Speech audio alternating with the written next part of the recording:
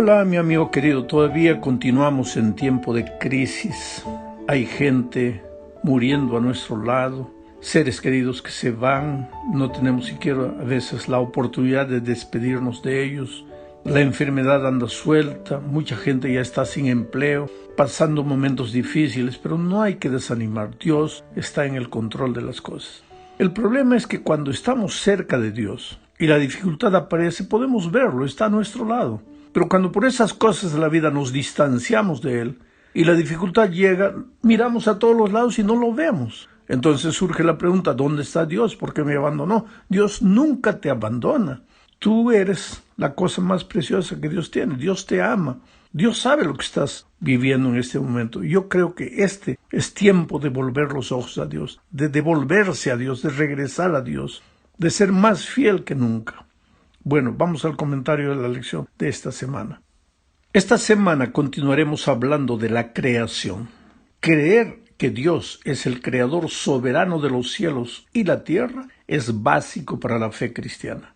Por eso, el diablo hará todo lo que pueda para desmentir la creación, para hacer creer que la creación es un mito, que no es verdad, no es realidad.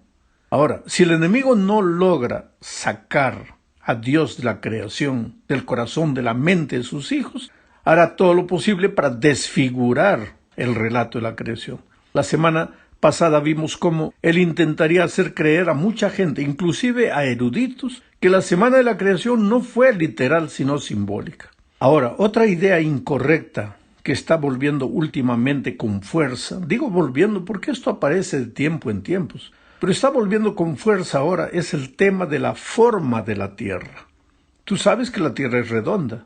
La Biblia dice claramente que Dios está sentado en el círculo, en el globo de la tierra. La palabra hebrea para círculo de la tierra en Isaías es justamente algo en forma de globo, una redondez de la tierra. Sin embargo, mucha gente se pregunta, ¿la tierra es plana o redonda? ¿Qué dice la Biblia? Ahora, la creencia de que la Tierra es plana ha crecido recientemente con rapidez debido a la influencia de las redes sociales. Desafortunadamente, muchos cristianos han caído en esta trampa.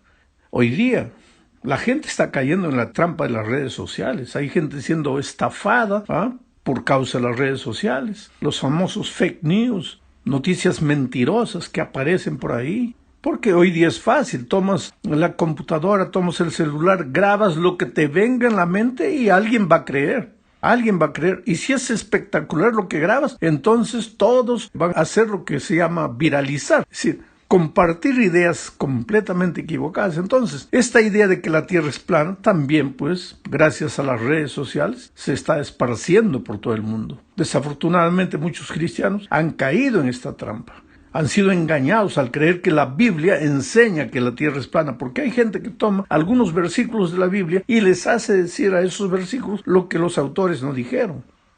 Por ejemplo, hoy veremos algunos pasajes bíblicos que supuestamente enseñarían que la tierra es plana. Y voy a mostrar que en realidad esos textos no dicen lo que algunos le quieren hacer decir.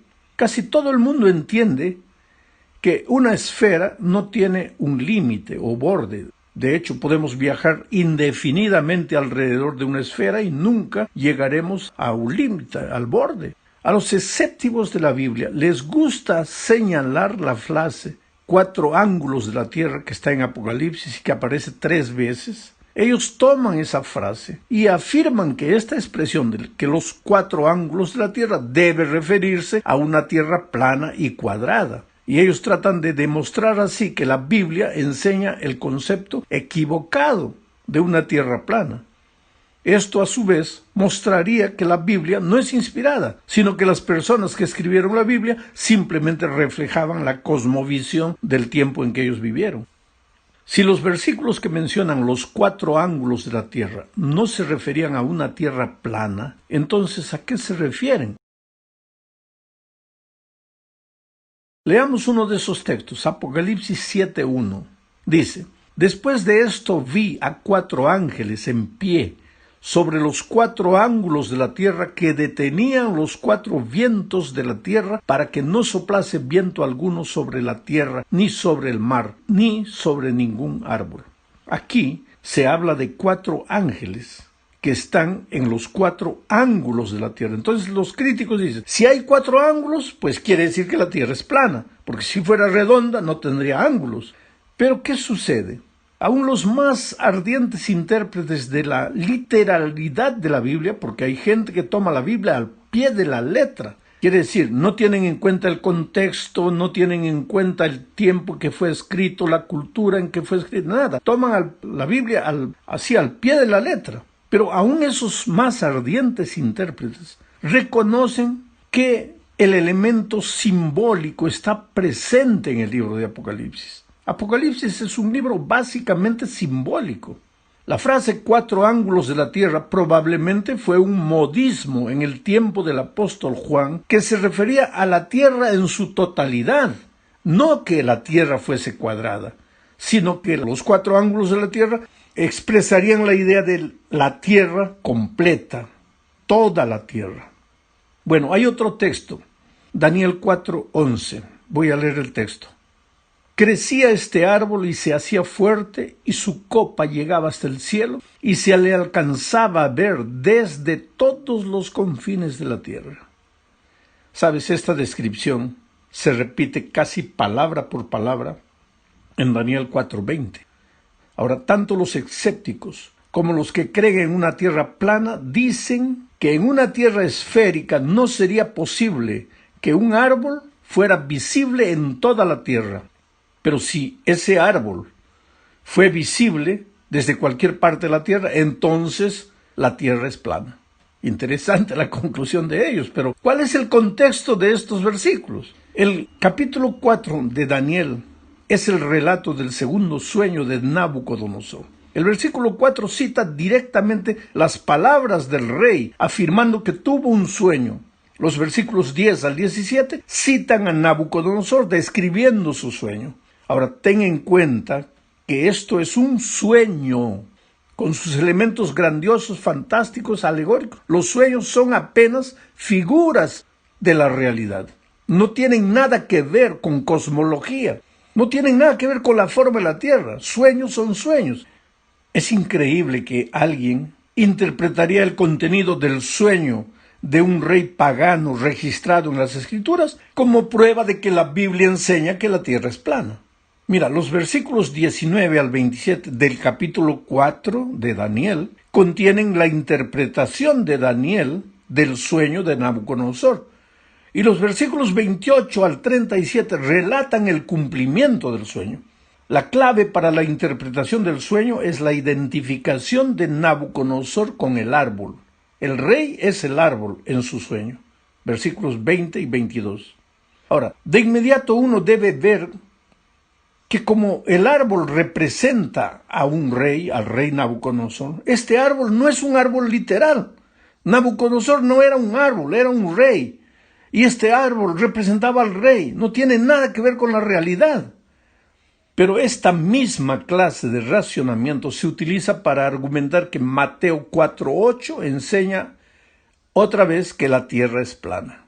Voy a leer el texto, Mateo 4:8. Otra vez le llevó el diablo a un monte muy alto y le mostró todos los reinos del mundo y la gloria de ellos. ¿Qué dicen los críticos? Que si lo llevó a un monte muy alto, el diablo, a Jesús en la tentación, y le mostró todos los reinos del mundo, la tierra es plana, porque si fuera redonda, desde el monte alto no se podría ver todos los reinos del mundo. Interesantes los argumentos que ellos inventan. Ahora, la tentación comenzó en el desierto, después de que Jesús había ayunado 40 días y 40 noches. Satanás primero tentó a Jesús a cambiar las piedras en pan para satisfacer el hambre. Presumiblemente esto fue mientras todavía estaban en el desierto. Luego el diablo llevó a Jesús al pináculo del templo de Jerusalén y sugirió que Jesús se arrojara del pináculo del templo. Ahora, hay que considerar que había una distancia tremenda entre el desierto y el templo, más o menos 80 kilómetros. La pregunta es, ¿Satanás llevó a Jesús instantáneamente, literalmente, desde el desierto a Jerusalén? ¿O Satanás presentó este punto de vista a Jesús mientras todavía estaba en el desierto? Tal vez en una especie de visión. Entonces viene la tercera tentación. Aquellos que desean defender la idea de una tierra plana señalan pues que todos los reinos de la tierra serían visibles desde la montaña alta solo si la tierra es plana. Sin embargo, si esta montaña de Mateo 4:8, con su vista de toda la tierra, es literal, entonces ¿dónde está ubicado ese monte de donde se puede ver toda la tierra? Los que persiguen esta línea de racionamiento nunca han determinado la ubicación de ese monte tan alto de donde se podría ver todos los reinos de la tierra. Entonces tú te das cuenta que los argumentos que la gente inventa para afirmar que la tierra es plana es apenas para darle contra a la palabra de Dios, que es clara al decir que la tierra es redonda, que tiene la forma de un globo. Vamos a la segunda parte. Aquí veremos el tema de la creación en la literatura antigua. Tú sabes que antes que el pueblo de Israel surgiera ya existían los egipcios y otras culturas. Los arqueólogos han descubierto textos del antiguo Egipto y del cercano Oriente que contienen historias primitivas de la creación y del diluvio. Y esto hace que algunos se pregunten, ¿no será que el relato de Génesis fue tomado del relato de esas otras culturas? Una pequeña parte de esos textos egipcios dice, voy a leer tal como está. Cuando los dioses, en lugar del hombre, hicieron la obra, llevaron las cargas. La carga de los dioses era demasiado grande, la obra demasiado dura, la molestia demasiado grande. Dejen que la diosa matriz cree descendencia y que el hombre lleve la carga de los dioses. A Yestu, un dios que tenía inteligencia, ellos lo mataron en su asamblea. Nintu mezcló barro con su sangre y carne. Hasta aquí el relato de los egipcios. Ahora, querido, hay mucha diferencia entre este relato y el relato de Génesis. Claro que existen similitudes entre las historias. Por ejemplo, que los primeros seres humanos fueron hechos de barro. Las diferencias, a pesar de eso, son mucho más grandes.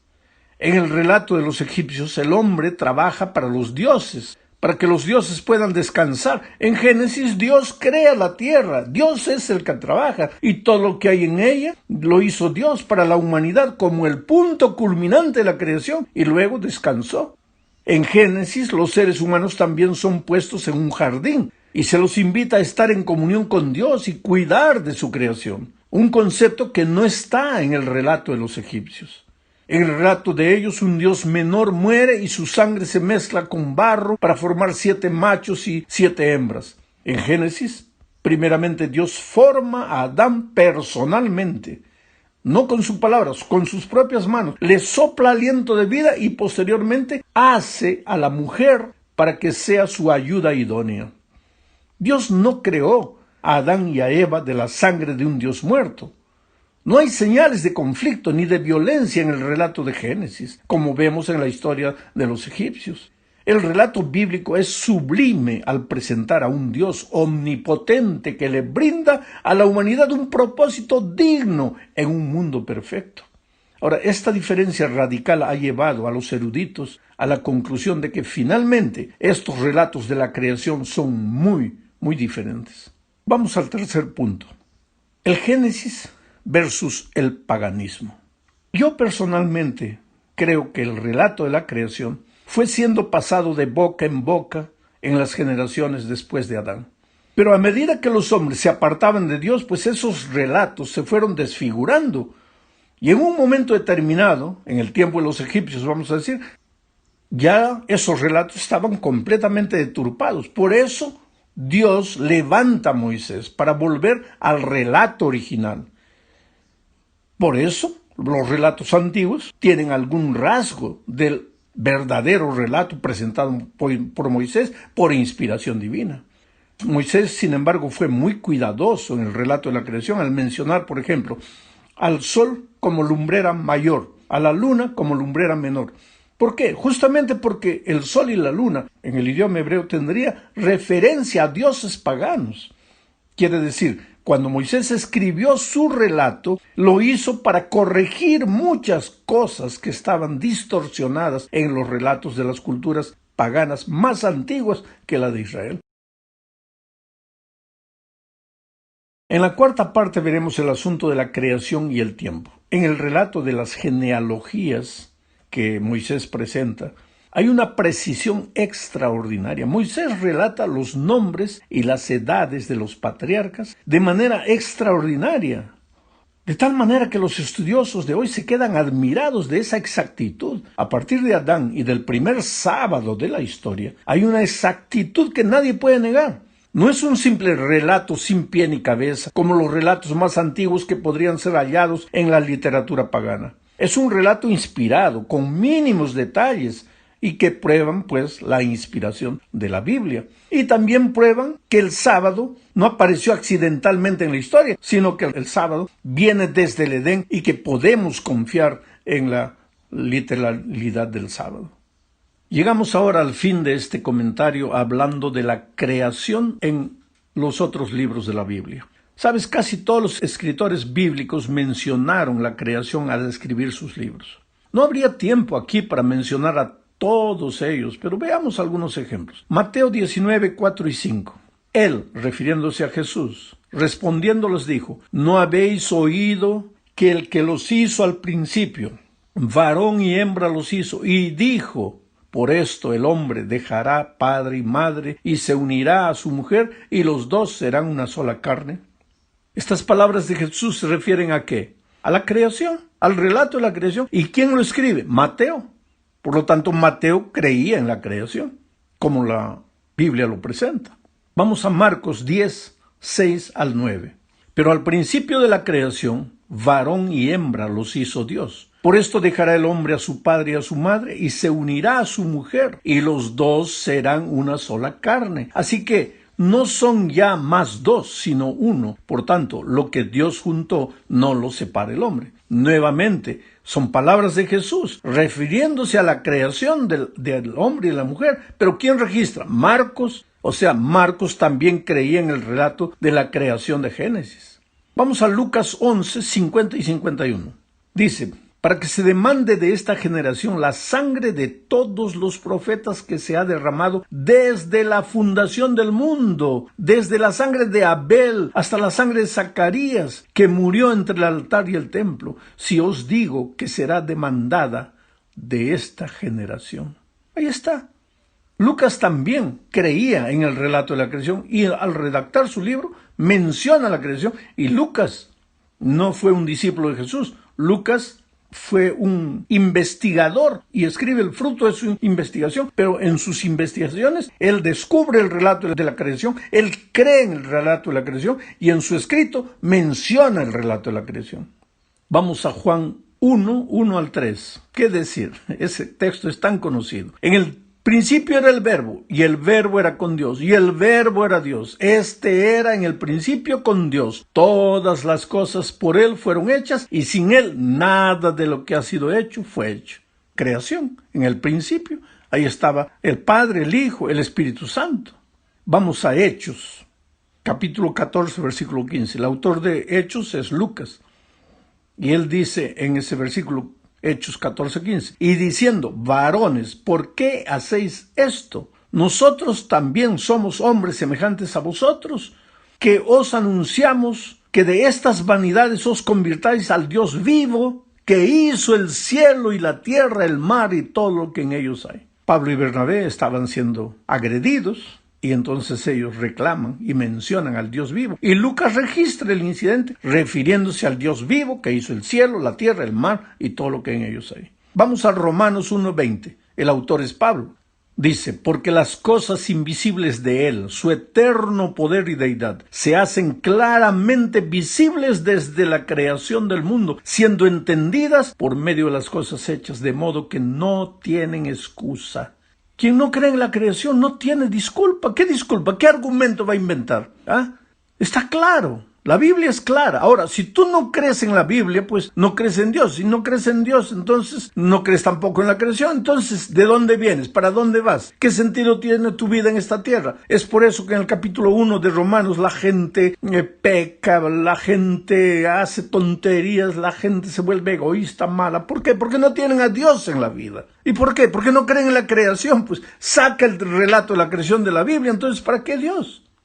Segunda de Corintios capítulo 4, versículo 6 dice, porque Dios que mandó que de las tinieblas resplandeciese la luz, ¿cuándo fue eso? En la creación. Es el que resplandeció en nuestros corazones para iluminación del conocimiento de la gloria de Dios en la faz de Jesucristo. Efesios 3:9 dice, y de aclarar a todo cual sea la dispensación del misterio escondido desde los siglos en Dios, que creó todas las cosas. Ahora, todo eso es de Pablo. Ahora, ¿y Santiago? ¿Qué dice Santiago?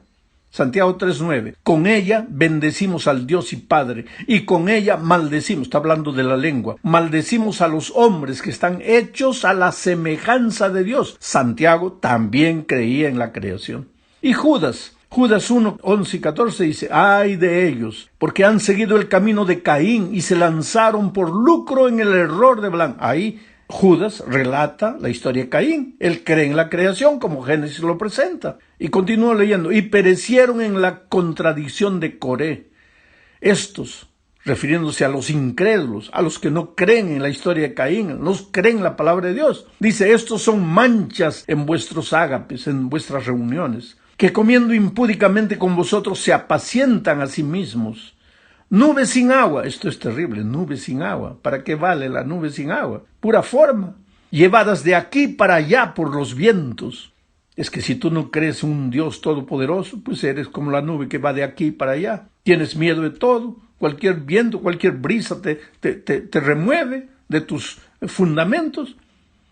Dice, son árboles otoñales sin fruto, 2 veces muertos y desarraigados, fieras ondas del mar que espuman su propia vergüenza, estrellas errantes para las cuales está reservada eternamente la oscuridad de las tinieblas. De estos también profetizó Enoc, 7º desde Adán, diciendo, aquí está el relato de la creación, he aquí vino el Señor con sus santas decenas de millares.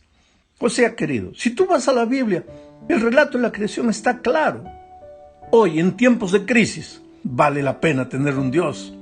La situación está difícil, claro que está. Hay pérdida de empleo, claro que sí. Mucha gente está muriendo, sí. El mundo va a llevar mucho tiempo para recuperarse de este golpe, sí. Pero Dios está en el control. Nosotros somos frutos de su creación, frutos de su amor. Escóndete en sus brazos, refúgiate, llora. Si quieres llorar, llora. Dile, Señor, ¿por qué me está sucediendo esto? Pero no dudes de su amor, no dudes de su poder. Y que Dios te bendiga ricamente.